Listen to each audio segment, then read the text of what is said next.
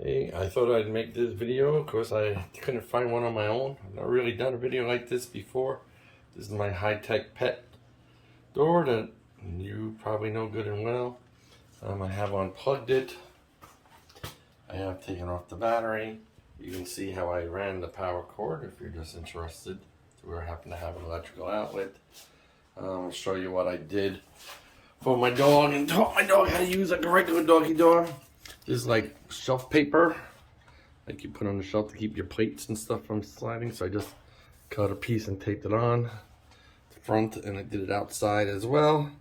And then I used a nice old Home Depot big stick, paint stick that I put up here. I just, the manual open worked, so I opened it, held it with my hand, and then shoved the stick in there. Put a piece of tape to keep it in place. All right, so now we're gonna try to figure out how to repair this. As you can see, when this was installed, we corked all the way around, and hey Penny, there's the dog. And we did the same out here, caulking the whole thing in. Hopefully I don't have to remove that. I'm hoping to be able to do this, just leaving this all on the outside completely plain the way it is and not having to change it. Find out. All right, so what I've learned is turn it to the right, not to the left. You get that little snap and they kind of pop free and come out of here. One of them broke a little bit. Yeah, this one broke as well. As you can see how that on the side there. Whatever. Luckily, I don't open this door too much, so I'm putting it back in. Hopefully to hold in. I could always put like a little tail of cork to hold it in place as I do it. And you can see inside of here, there's just a Phillips head screw. So I read about 8 screws, and there are 8 of these things, so hopefully that'll let me take it off. Alright, so I'm back. Pulled out all these screws. Of course, one of them seems to be stripped and doesn't want to come out. I didn't install this door. It was installed for me. I laid them out in order. I'd read that somebody mentioned different sizes, but they all look exactly the same to me. With the same here, except for, you know, my missing one, that's stripped. So exciting. Hopefully this will pop off now. Figure I'm gonna have to cut my cork seal along here first. So I'm just gonna go get myself my utility knife and cut that down. I'll be back. Thought I'd show you this. I cut down the first edge. Made my way all the way down, and it's already kind of popped a bit loose off of here, the cover. So that's a good news. I still wasn't sure if this was gonna kind of be tough to pop off or had some kind of pins to push in somewhere. You know how some of those lock things have those things you gotta kind of snap. So it looks like once I cut the other side, it should just fall back. Let's hope. I show this real quick. That one screw that was stripped and didn't want to come out, as I was able to pull and put a little pressure on the door, it finally bit and is finally coming out of there. You can see how loose this whole thing kind of is now. Might be a little cork still stuck on the bottom, but hopefully this will come off. Alright, so I got it off. So I had to put a little piece of blue painter's tape over the bottom. I have a metal door, so when this was cut, these edges don't feel that bad. But I just wanted to be safer for the dog, because the dog comes in and out while we're doing this. And as you can see, the back has all these screws to take off. And then I guess the door, this will hopefully, I guess, kind of pop out of there. You can see there's like a seam there. Well, let's see what happens. All right, hello, welcome back. All right, so I took out all these little screws off the back. They go from like here and around. And the whole thing, like, you know, little snappy thing, looks like it wants to come apart. It looks like I may or may not have to remove these from where the control panel is on that side. But these definitely are holding it on still, so I gotta take off these now. And we'll see what happens. Okay, did have to take those 4 out that were right there. That's where they would screw into, right here, here. Yeah, but then the whole back cover really just came off super easy. And here is your high-tech pet door. Now what they told me they thought was wrong with mine is the sensor here being bad. And this is what I'm replacing. This is what I got the replacement of, and there's the 2 little sensory end things matching right here. They said be careful watching which wire, right? White wire and a black wire. And they mentioned having to solder it. But I guess we'll see about that. Right, yeah, by the way, they said solder.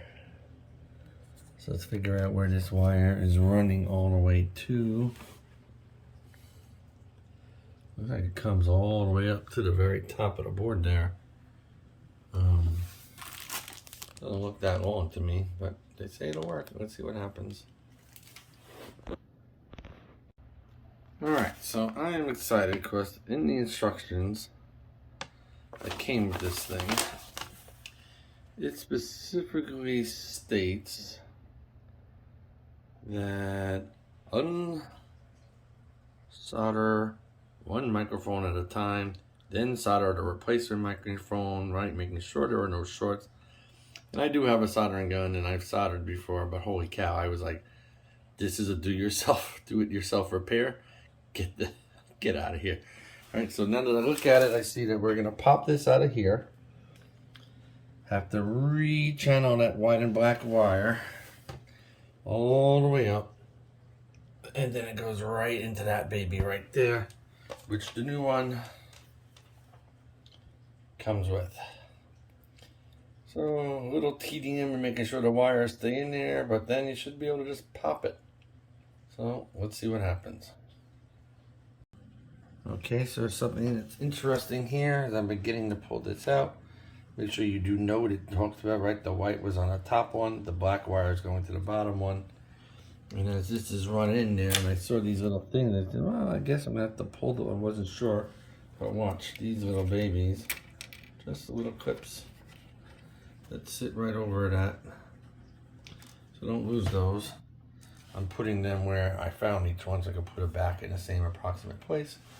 Right, I'm just gonna continue pulling these out. There's some other wires here. I want to be a little careful, so I am going to be right back. All right, back again. So popping this off wasn't that hard. Just kind of pushed on that right there, popped out. Had to lift this wires here a little bit to get this to here. But then I see when it was constructed, whoever built mine was a bit of, I'm not gonna say the words, keep this family friendly, but right, everywhere else this will come right out, no problem. But right here, right, all they had to do is be a little more careful, but they tucked this black wire under. And so now I've got to either lift this up, which I'm not sure what I want to do. I think it will just lift up, but now I got to touch something else, cause potential problems, right? Or I guess I just got to commit and cut it, which is what I think I'm going to do. I'll be back. All right, so the wire's in. These things were placed in. The wire's going all the way around. We're noting that these little parts here really just slip and slide right out of here real easy. You can pop them up to put the wire under. How to do it there. Did not do it there. I just let the wires go over the top. And then right there, plug the new baby in. It's worth noting that right there's a little bit of foam underneath this one. This one pushes straight through, and then the foam is on this part that I guess pushes it and keeps it in place. That would be that one. The bottom one is the outside sensor, which is this one. And actually it was this one, the black wire, yeah. So this just sits exposed to the elements out there, as you can kind of see a little bit. I did clean it up. Maybe if I cleaned it up more, it would have worked better. I don't know. Concerned, I'm not sure. Maybe something would have happened to the wiring here. Because it looks like they kind of, and I didn't pay attention, want the wiring to run through that little space there. Same way there is a little space here. But I was concerned about over bending the wire and messing this thing up, and looking at the way this will sit, I decided, screw it. I'm just going to let it go over the top here. And hopefully that doesn't mess it up. Okay. Time to put this thing back together. So luckily, before putting this back together, I realized that as I put this on, and where the whole part that for the sensor on the outside, and I'm looking at the white, soldering stuff here, and that don't make sense. It should be the metal. So I guess this is backwards. So I'm gonna pop this out and carefully get myself a little extra thing here and run this into this space the right way. So maybe I'll end up doing it to that one too. You make your own decisions, I guess. All right, so here's what I just ended up with in the end. Sensor pushed out. It is going down that little space. I did decide to very carefully get this one to here and just very carefully set it in there. Just went all right. Forgive the burp. Anyway, okay, now time to put the cover on. All right, so here you can see the door is all back together. Everything seems to be lining up fine. Maybe if the dog comes, you'll see that it is working on both sides. I will say the sensitivity is vastly improved. As you can see, the dog there, door is sideways, it does open, and it's set at medium. One thing I will take note of for you is this is where that sensor sits. And that is just completely exposed to the elements. So I'm wondering and gonna test maybe putting a little bead of a silicone caulk right here over this thing and just covering this thing up and seeing if that affects the signal and the range in any way. Because I think that would make this less susceptible to damage and water damage getting in there. And or possibly something as simple as clean this up real nice and putting like a clean sort of like packaging tape piece right there, just to decrease the chances of moisture getting in there. Although with the packaging tape, I would have some concerns that maybe I'd end up trapping moisture in there, right? So I'm not sure. Maybe I'll just leave it alone and see if I get another 2 years out of this door before I have to replace this again. All right, everybody. I hope that video helped.